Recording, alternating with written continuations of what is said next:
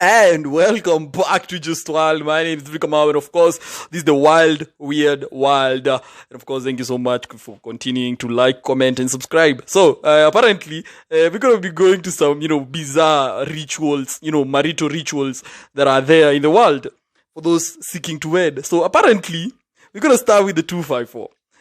So in Kenya, if you want to get married in the Ma community, or in the Ma community when they get married, basically, a daughter have to be spat on by the dad on their breasts.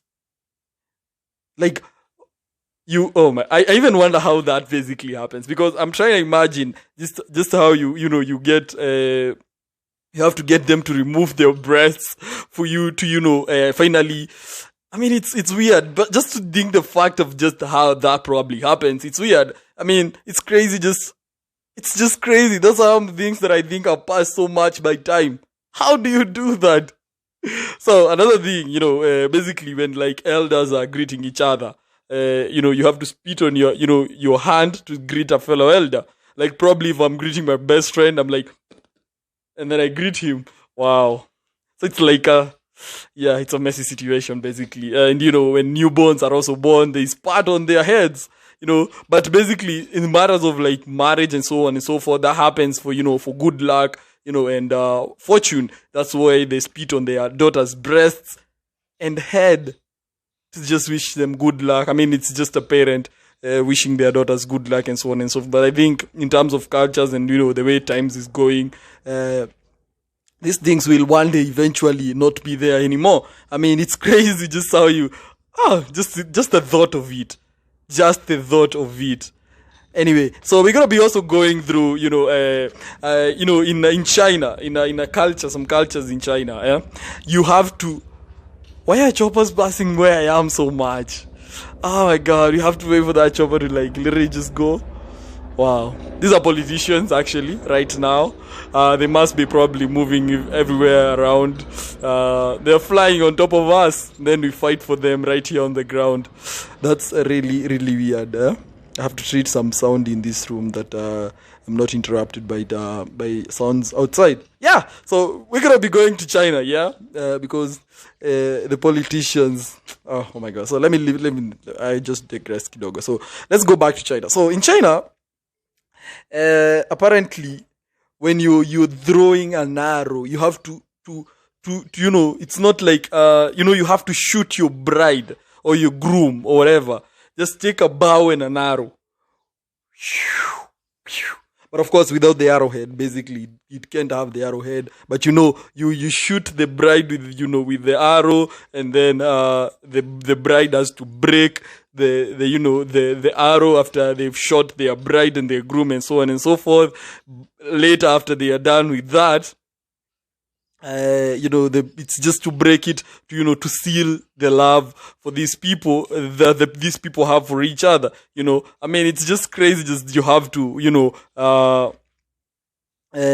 shoot your bride or groom finally finally.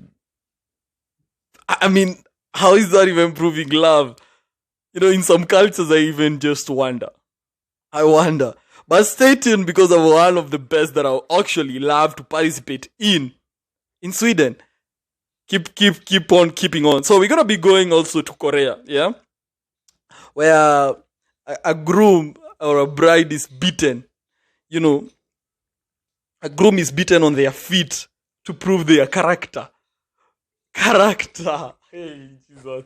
Character. You're beaten on your feet with probably like a dry fish, like a stick on your feet, to just test your character. I wonder how that... Seriously? Some things I think they should be gotten rid of as early as possible before they spread out to, to other cultures. That you beat them on their feet, bro, on their feet, just to test their character and to see if these people are really, good person. So the groomsmen beat the groom on the feet, or the family members, or even people. I mean, how do you test character by beating? So the person is able to hold it for long before they complain that you're beating my feet and so on and so forth. That's when you test the character before they get married. I don't want to go to South Korea and get married to anyone there. So, I mean, that's weird. So, we got about to, Mongolia. Mongolia, I think, is in China or something. I'm not really sure. I think Mongolia is in China. Yeah. So, in China, Mongolia, to set a wedding day, they have to slaughter a chick. See the health status of a chick. The health status of a chick's liver. If the liver is okay, they can set the date. If the liver is not okay, they just have to repeat the same process. They can't set the date at that time. They get another chick, slaughter it, check the condition of the liver for that chick. If the liver is okay, then you can set the date. Wow. So, of course, definitely, like all the time, the possibility of a chick's liver not to be okay, that thing has not even lived. The probability of the liver not being healthy is very low. So definitely you gotta set up the date. But why do you have to slaughter an innocent chick? It has not even lived some life for itself. Just you slaughter a chick to, finally set the wedding date.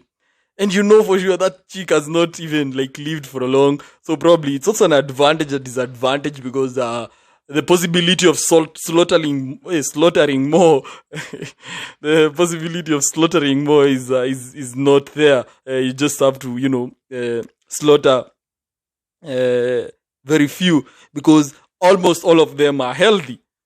I mean that's just weird. So let's go to France. This is in Europe, yeah? So in Europe, a couple drinks from the toilet seat for strength. Yeah. So you put a glass of wine there. You sit there and drink for strength inside the toilet. So you and your guy, you sit there. You guys drink. Wow. You drink in a toilet seat for strength of your marriage and so on and so forth. That's just weird. I mean, it's crazy that you can do that in this part of the world and so on and so forth. But it's crazy just how you can sit in a toilet just to test the strength or to strengthen your love. It's just weird. France. Really, I think that happened. Not really to everybody, but to probably just a few people out there who are actually, looking for marital strength. So, we gotta go to China. China seems to have a lot of things. China is slaughtering chicks. China are also, throwing arrows and stuff. So they also cry for an hour daily. You force tears. Do you know how hard it is to force crying? So, the lady who's getting married, yeah, they have to cry an hour daily, like a month before they get married, yeah. So a month before they get married, the lady cries for 10 days straight, for an hour daily for 10 days. After the 10 days, she's joined by the mother. They cry for another 10 days daily, an hour. After that, the grandmother joins the duo for another 10 days to cry an hour daily. Wow. Crying. Hey, Jesus. Wow.